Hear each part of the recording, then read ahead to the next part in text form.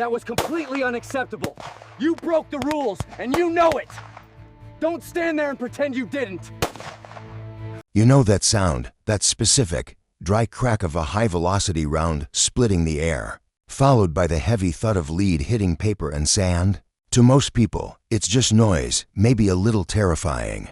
But to the folks at the Sterling Creek Sportsman's Lodge, it was the sound of money, of power, of weekends spent burning through ammunition that cost more per round than most people make in an hour. Sterling Creek wasn't just a gun range. It was a cathedral of high-caliber arrogance nestled right in the mountains of Montana, a place where oil barons and tech moguls came to play soldier, in custom-fitted Italian shooting vests. And reigning over this little kingdom was Colton Vance, a man who had never been told no in his entire 42 years of life. Colton was the kind of guy who looked like he was carved out of granite and money, a 5-time national champion who treated the sport like his personal coronation ceremony, standing there in his lane with a custom-built Remington that probably cost as much as a luxury sedan, smirking every time the digital target retrieval system brought back another bull's eye. He was good, undeniably good, but he had that specific kind of rot in his soul that comes from believing you're untouchable,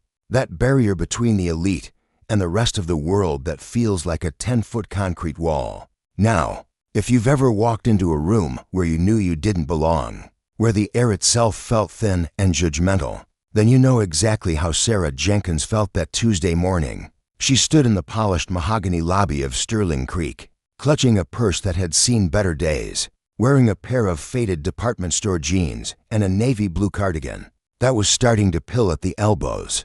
At 36, Sarah had the kind of face you'd pass in the grocery store aisle and forget 3 seconds. Later pleasant, tired, invisible. She didn't look like a threat to a man like Colton Vance. She looked like someone who had taken a wrong turn on the way to a PTA meeting.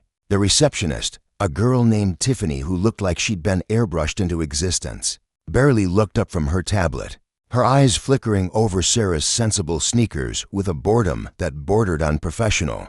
Negligence. Deliveries are round back, Tiffany said, not even pausing her scrolling. Sarah didn't flinch, though her hand tightened just a fraction on the strap of her bag. "I'm not a delivery driver," she said, her voice soft but possessing a weird kind of density, like a heavy stone dropping into a deep well. "I'd like to register for a lane." Open practice. Tiffany finally looked up, letting out a sigh that was somehow loud enough to be heard over the muffled gunshots. From the range. "Members only, sweetie, or guests of members. Do you have a membership card?" She asked it the way you'd ask a dog if it had a PhD. Sarah took a breath, reached into her bag, and pulled out a crinkled, slightly stained envelope, sliding a thick card onto the marble counter. "I have a day pass. It was gifted to me." Tiffany picked it up, inspecting it like it might be contagious, looking for a reason to reject it. But it was legit, a platinum-tier guest pass signed by one of the club's founding members. 3 years ago, she grudgingly tapped a few keys, handed Sarah a liability waiver, and pointed a manicured finger toward the double doors. "Lane 12 is open. Don't touch anything you didn't pay for. And eye protection is mandatory." Sarah walked through those doors, and the smell hit her instantly. Cordite, gun oil, and old coffee, a scent that punched her right in the gut, dragging up memories she had spent 3 years trying to bury under paperwork and silence. The main range was cavernous, lined with soundproof baffles and populated by men who looked like they owned the companies that manufactured the guns they were shooting.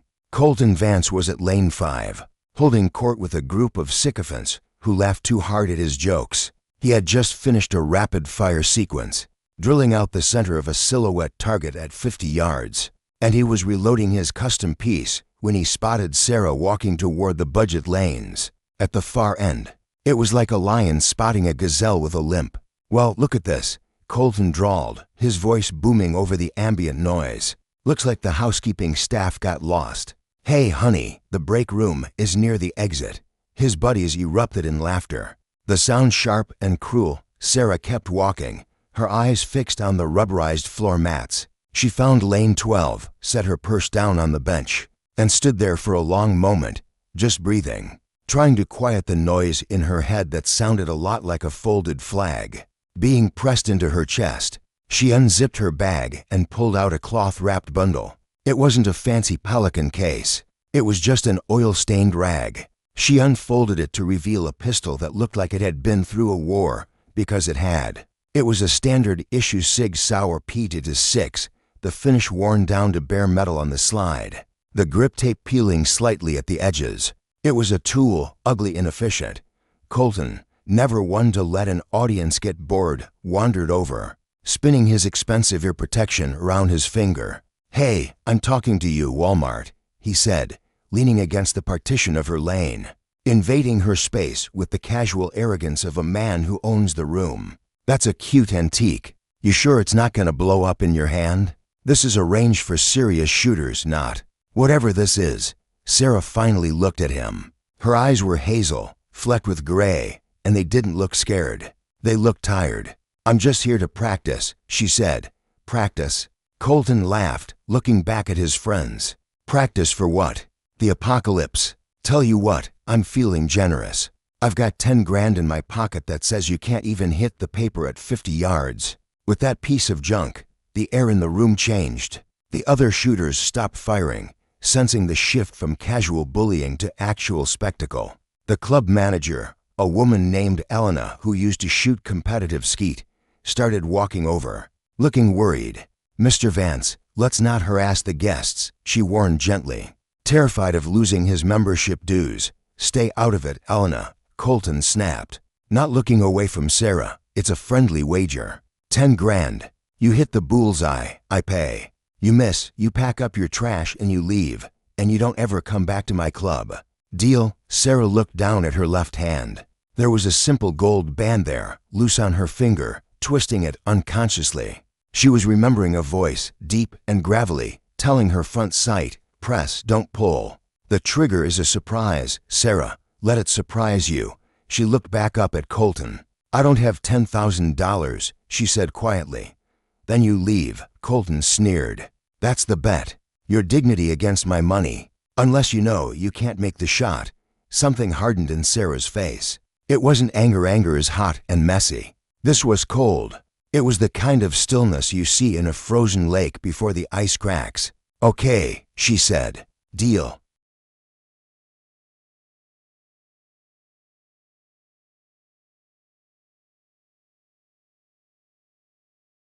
Colton blinked, surprised she actually took the bait, but he recovered quickly, clapping his hands. "All right. Showtime, boys. Let's see the soccer mom try to handle a firearm." He stepped back, crossing his arms.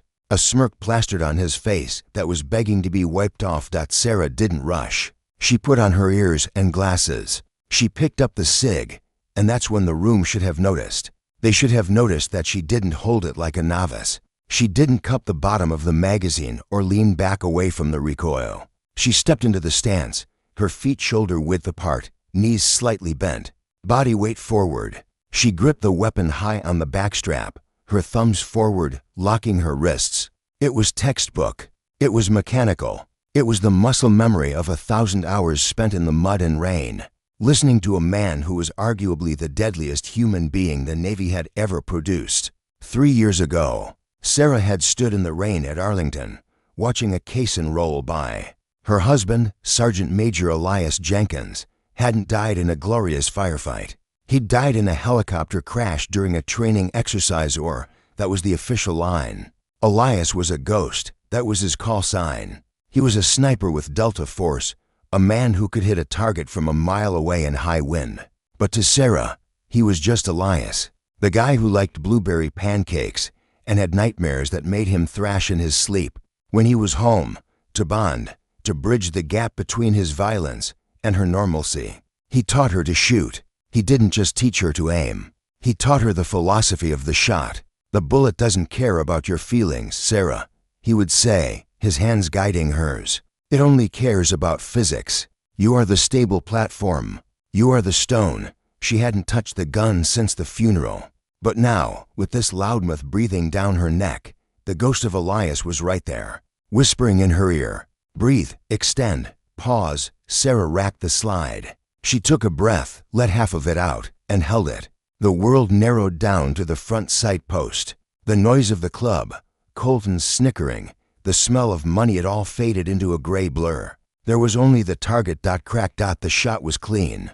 The recoil impulse traveled straight up her arms, and she absorbed it perfectly. The gun snapping back on target instantly.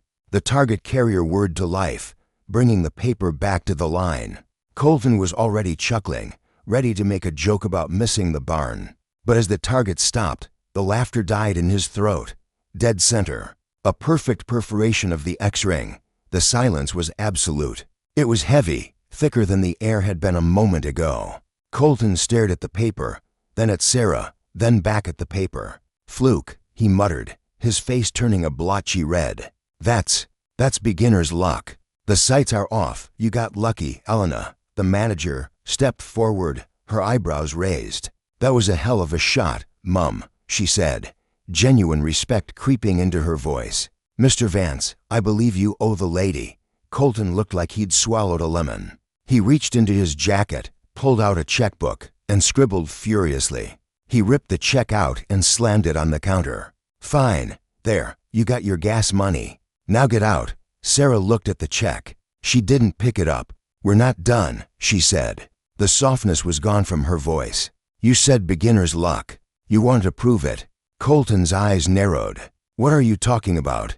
Double or nothing, Sarah said. 50,000. 3 shots. 75 yards. If I miss even one, I tear up the check and I leave. If I hit all 3, you pay 50,000. But not to me. Then to who? Colton demanded. To the Fallen Warrior Fund, Sarah said. The charity for special operations families. Colton laughed, a harsh, barking sound. Oh, you're a philanthropist now? You want to play the hero? Fine, 50 grand. But 75 yards with a handgun? Honey, I hold the club record at that distance, and I missed 1 out of 10. You're on. But let's make it interesting. We do it right now. And everyone watches. He turned to the crowd, shouting like a ringmaster. Gather round. We've got a real hustler here. 50 grand, says she, chokes.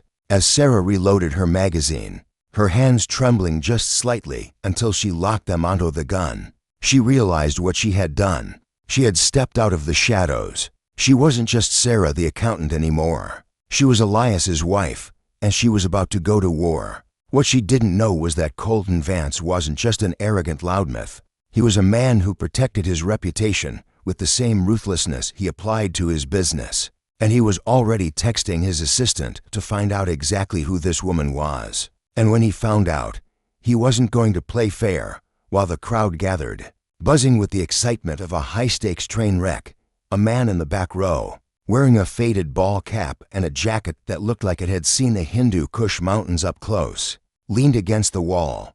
Gunny Mike Henderson, Elias's old spotter, had been watching the whole thing. He hadn't reached out to Sarah in 3 years. Guilt does that to a man, but he recognized the stance. He pulled out his phone and sent a text to a number that hadn't been active in years. Just out of habit. Ghost, you should see her. She's about to take the king's crown. Sarah stepped up to the line. 75 yards is a long way for a pistol. The target looks like a postage stamp. She closed her eyes for a second. Windage, Elias whispered. Trigger control. Don't anticipate the break. She opened her eyes. The first shot cracked. Bullseye. The crowd gasped. Colton stopped smiling. She adjusted her grip. Second shot. Bullseye. The holes were touching. Colton's face went white. He turned to Elena. Check her gun. It's modified. It has to be. Let her shoot. Colton, Elena snapped. Sarah took a deep breath. She twisted the ring on her finger. This one's for you, babe. Third shot. Dead center. The roar from the crowd was deafening, but Sarah didn't hear it. She just set the gun down, ejected the magazine, and cleared the chamber, locking the slide back. Safe, cold, done. She turned to Colton. Write the check, she said.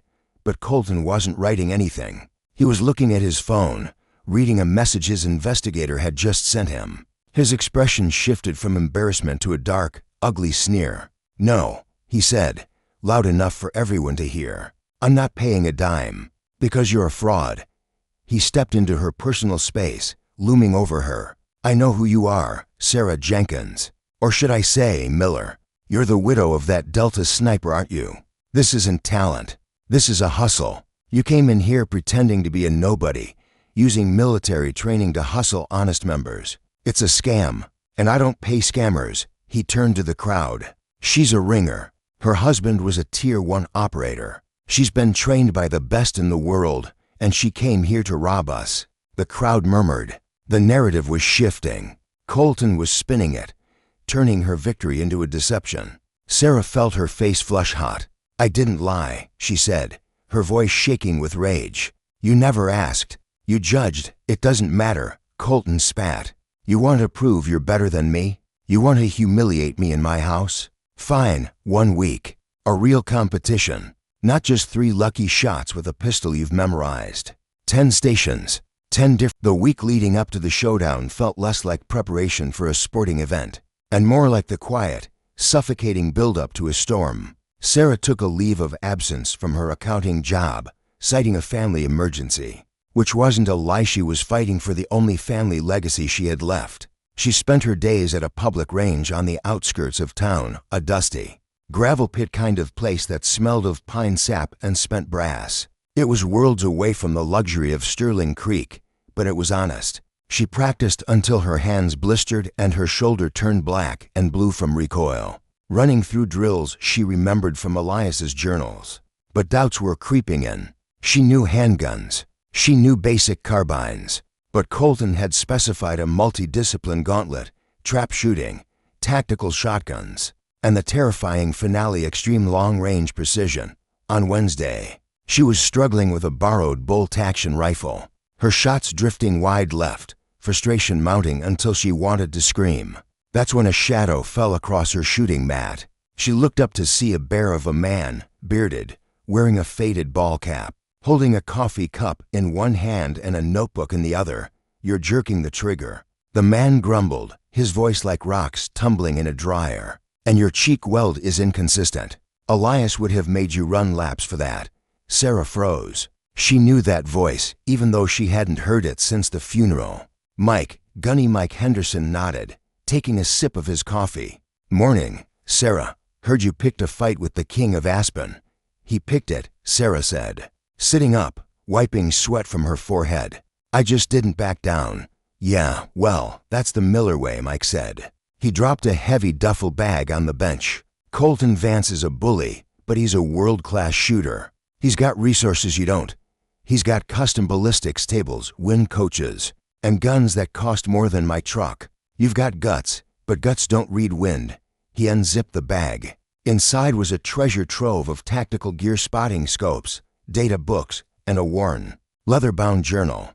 "This was Elias's," Mike said softly. "His doping book. Every shot he ever took, every wind condition, every elevation adjustment. It's the math behind the magic. And I called in a few favors. We've got 3 days to turn you from a good pistol shooter into a precision operator." For the next 72 hours, Mike didn't treat her like a widow. He treated her like a recruit. They worked from dawn until dusk.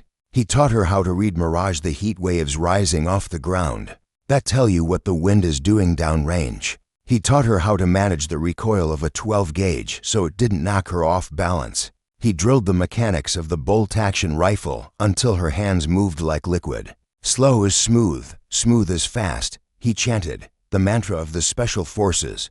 Meanwhile, in the penthouse suite overlooking the mountains, Colton Vance was busy ensuring his victory. He met with the club's armorer, a man named Davis who had a gambling debt Colton was all too happy to leverage. "The competition guns," Colton said, swirling a glass of scotch. "Station 5, the shotgun. Tighten the choke so the spread is unpredictable. And Station 10, the Macmillan TAC-338. That's a mile-long shot, Mr. Vance," Davis said nervously. "It requires perfect zero." "Exactly," Colton smiled. "Adjust the scope turret. 3 clicks right, 2 clicks up. Just enough that a center hold misses the plate, but not enough to look broken. I'll know to compensate." "She won't." Saturday arrived with a gray, overcast sky that promised rain. The Sterling Creek Sportsman's Lodge was packed. News of the challenge had spread, and the parking lot was full of news vans and luxury cars. It was David versus Goliath, the widow versus the champion. The atmosphere was electric. Colton came out like a gladiator entering the Coliseum, high-fiving the crowd, wearing a jersey covered in sponsor logos. Sarah walked in quietly, wearing her jeans and a simple gray jacket, with Mike trailing a few steps behind carrying her gear bag. "Ladies and gentlemen," the announcer boomed, "welcome to the duel at Sterling Creek." The first four stations were close. Colton was flashy, shooting fast, playing to the crowd. Sarah was methodical, her face a mask of concentration. She dropped a point on the trap. Shooting shotguns were still her weak point, giving Colton an early lead. He winked at her as they moved to Station 5.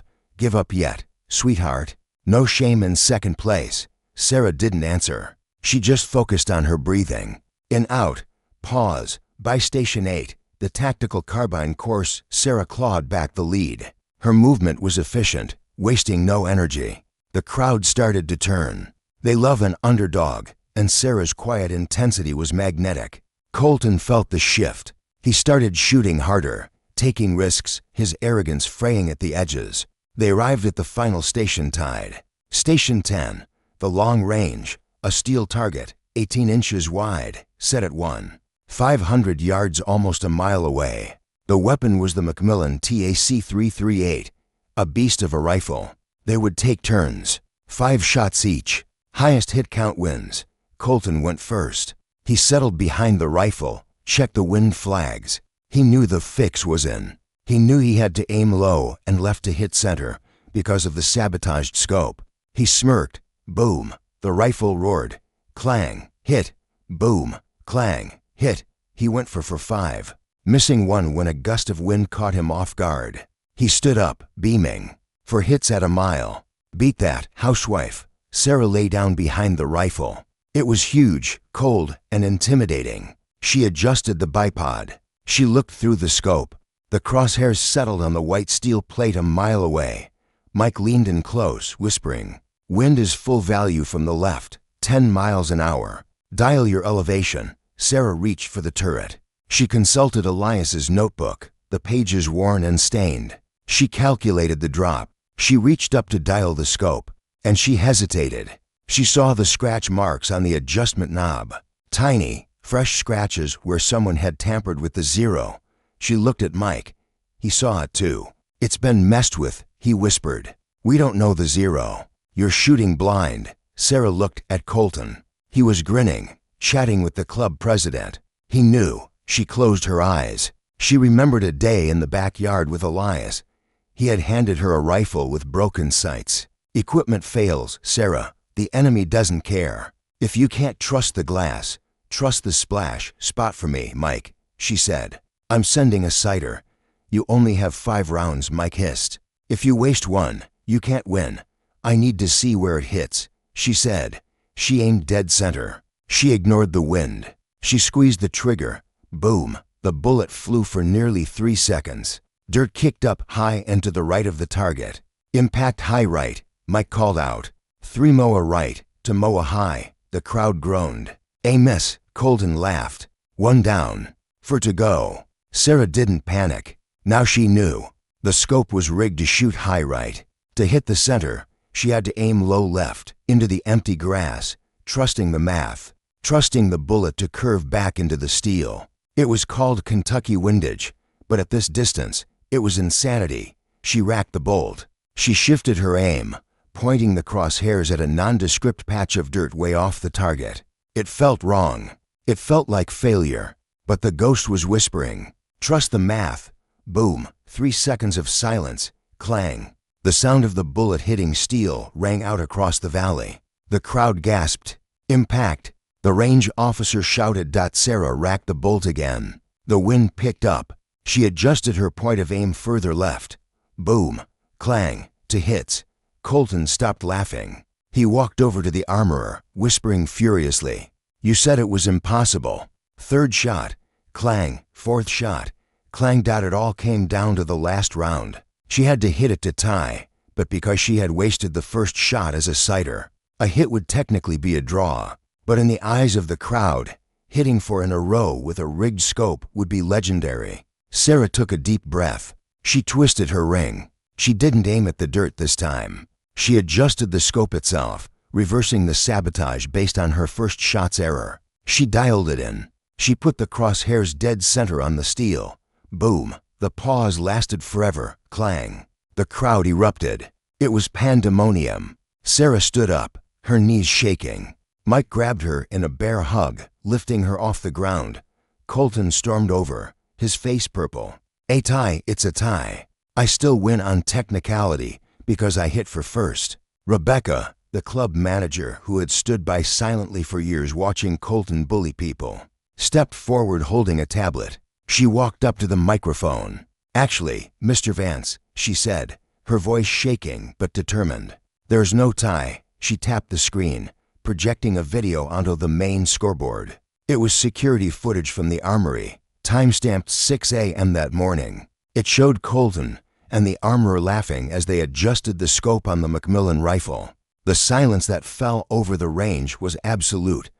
"This is a violation of club rules, state gaming laws, and basic human decency," Rebecca said.